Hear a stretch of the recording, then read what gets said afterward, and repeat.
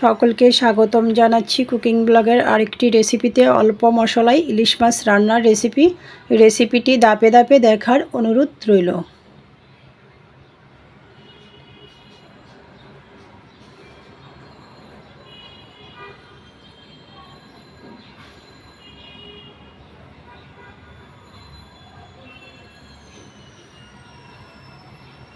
ইলিশ মাছটাকে ভালো করে পরিষ্কার করে নিয়েছি ধুয়ে।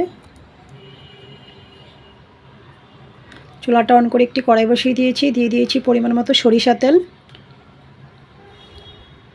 কুচি করে রাখা পেঁয়াজ, খুন্তির সাহায্যে নাড়াচাড়া করে নিচ্ছি।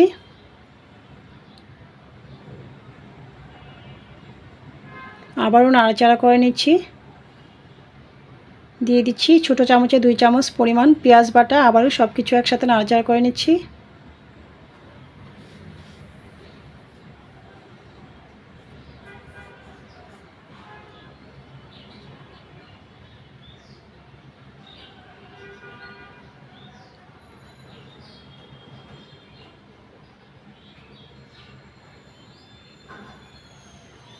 পেঁয়াজটা গোল্ডেন কালার হয়ে এসেছে। এই পর্যায়ে আমি অ্যাড করে দিয়েছি পরিমাণ মতো হলুদ গুঁড়া, স্বাদ মতো লঙ্কার গুঁড়া, সামান্য পরিমাণে জিরার গুঁড়া, স্বাদ মতো লবণ, সামান্য জল।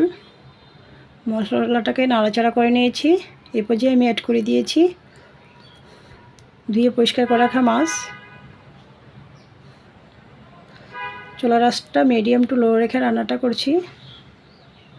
ঢাকনাটা দিয়ে দিয়েছি। ফিরে আসছি প্রায় 2 মিনিট থেকে 3 মিনিট পর। ঢাকনাটা নামিয়ে আবারও মাছটা খুন্তির সাহায্যে উল্টিয়ে দিচ্ছি।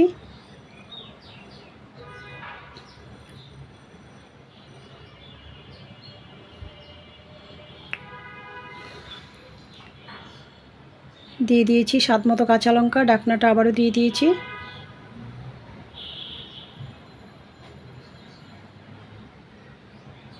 মিনিট 2-1 পর ঢাকনাটা নামিয়ে নিয়েছি। মাছটা কষানো হয়ে গিয়েছে। এই পর্যায়ে আমি অ্যাড করে দিয়েছি পরিমাণ মতো গ্রেভি।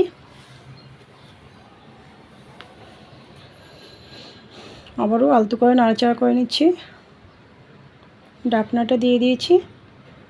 ফিরে আসছি প্রায় 7 থেকে 8 মিনিট পর। ঢাকনাটা নামিয়ে আবারও আলতো করে নাড়াচাড়া করে আবারও ঢাকনাটা দিয়ে দিয়েছি।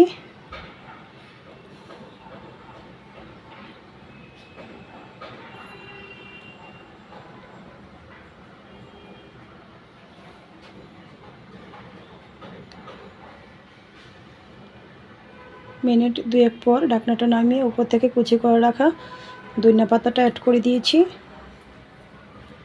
ঢাকনাটা দিয়ে দিয়েছি অল্প কিছুক্ষণের জন্য।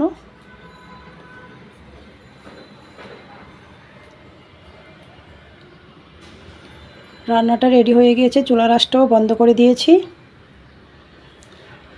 রান্নাটা ভালো লাগলে অবশ্যই একটা লাইক, শেয়ার, কমেন্ট করে পেজের সাথেই থাকার অনুরোধ রইল। সকলকে ধন্যবাদ।